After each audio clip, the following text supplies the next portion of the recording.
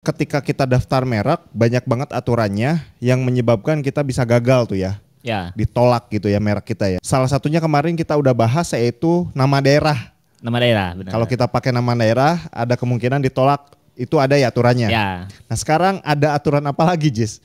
Yang bisa menyebabkan kalau kita daftar merek bisa ditolak nih sama DJKI. ini sering banget dilanggar oleh pengusaha nih. Oke. Yaitu namanya terlalu deskriptif. Terlalu deskriptif. Ya, terlalu mendeskripsikan produk atau jasanya.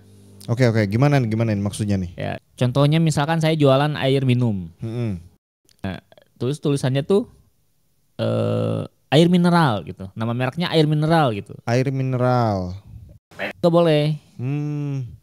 Karena ya itu sesuai ya air minum ya air mineral gitu deskripsinya gitu ya. Iya benar. Itu terlalu mendeskripsikan si produknya. Atau contoh lain misalkan jualan snack nih. Terus nama mereknya keripik singkong. Nah itu nggak boleh. Udah aja gitu ya. Iya, nggak ada kata lain yang membedakannya gitu. Iya. Ya keripik singkong ya secara benda keripik singkong itu ya. Iya. Keripik singkong. Tapi ketika kita jadikan nama merek, ya semua orang juga jualan keripik singkong gitu. Benar. Jadi nantinya malah berebut soal, ya kamu jangan jualan keripik singkong. Karena saya jualan keripik singkong yang namanya keripik singkong gitu ya. Iya benar. Kamu nggak boleh jualan keripik singkong gitu jadinya. Iya. Meskipun ya. Mereknya beda misalnya gitu ya. Benar. Malah jadi ribut kayak gitu nanti. Benar.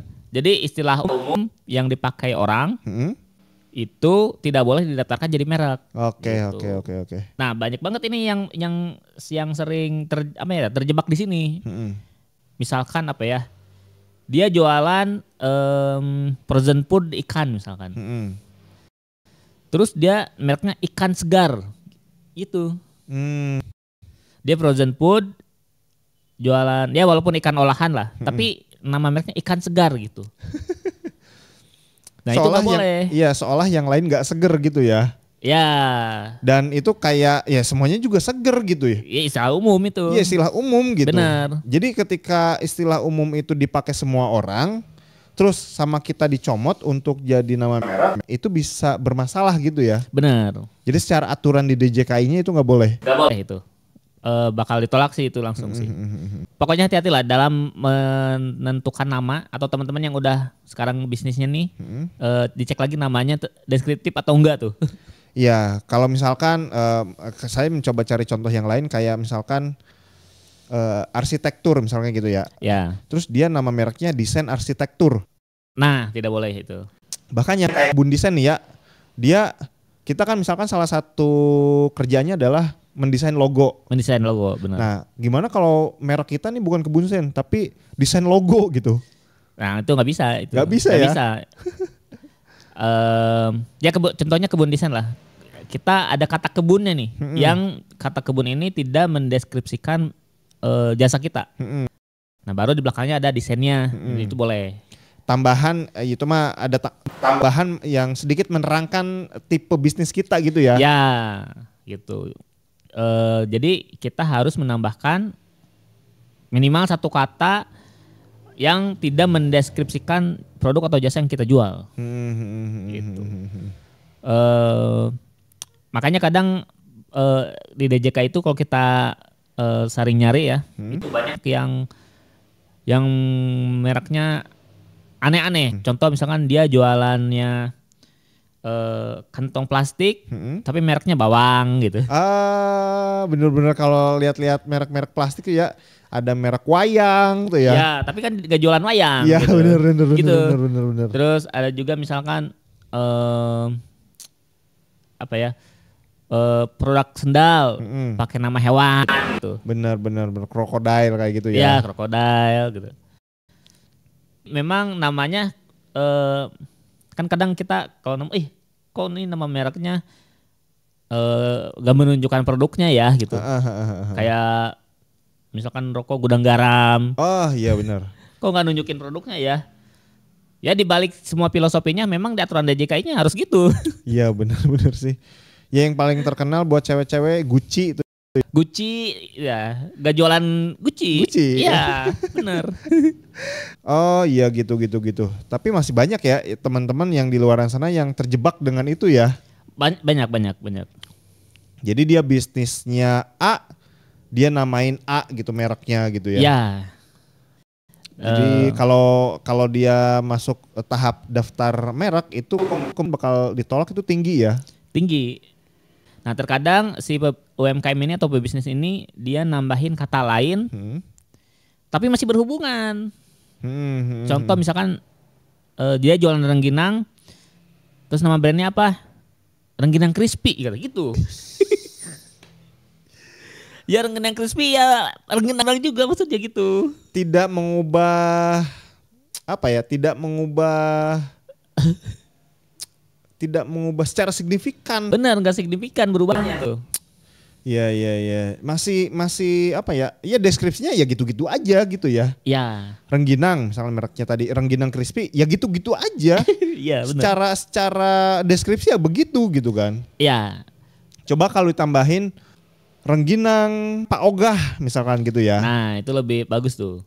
Jadi apa namanya mereknya itu ya Paogahnya. semacam paogahnya gitu ya. Titik bener. tekannya di situ. Bener. Jadi si rengginang di sini adalah ya seperti apa keterangan Pak Ogah ini mereknya jualan rengginang gitu kan. Ya. Mereknya itu Pak Ogah gitu. Bener. Meskipun si rengginangnya dimasukkan di situ ya. Terus ada lagi kalau snack tuh kriuk tuh. Menjebak juga kata kriuk. Jualan misalkan keripik pisang. Nama mereknya apa? Keripik pisang kriuk. Bener.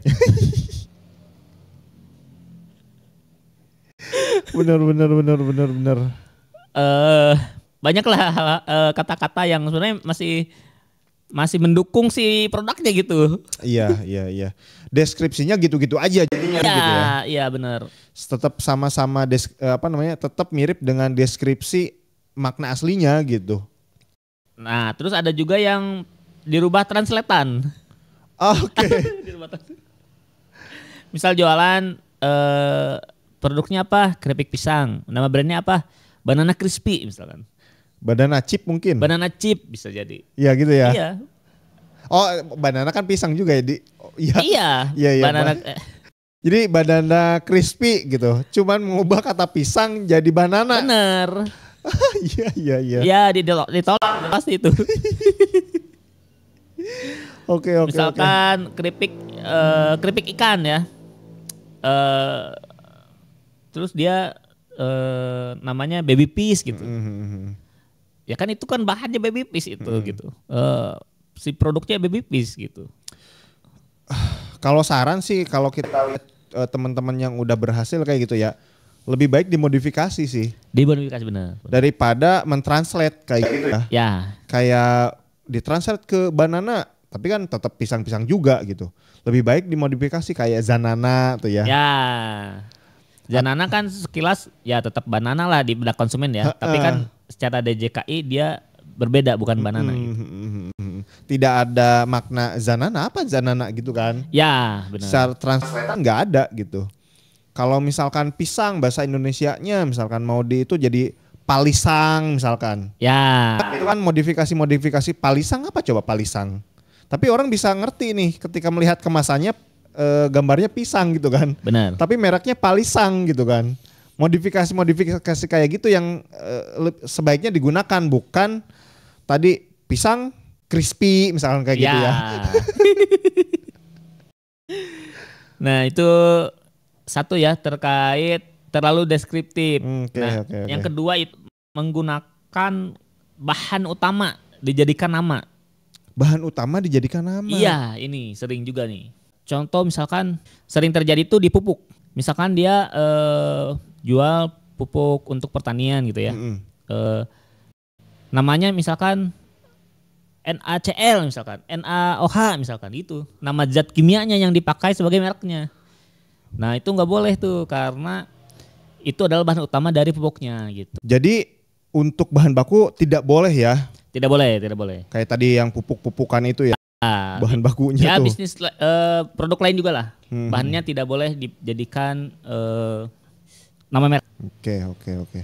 Nah itu ya teman-teman ada dua peraturan yang sering dilanggar oleh pendaftar merek. Yang pertama tadi namanya terlalu mendeskripsikan produk atau jasanya. Kedua, menggunakan nama bahan atau nama komposisi sebagai nama mereknya. Itu tidak boleh di DJKI karena akan ditolak mereknya gitu. Dan buat teman-teman nih yang mau daftar merek bisa juga melalui Kebun Desain. Nah, karena kita juga membuka jasa pendaftaran merek, nanti mereknya akan dicek dulu, terus nanti akan disesuaikan juga ini melanggar aturan atau tidak.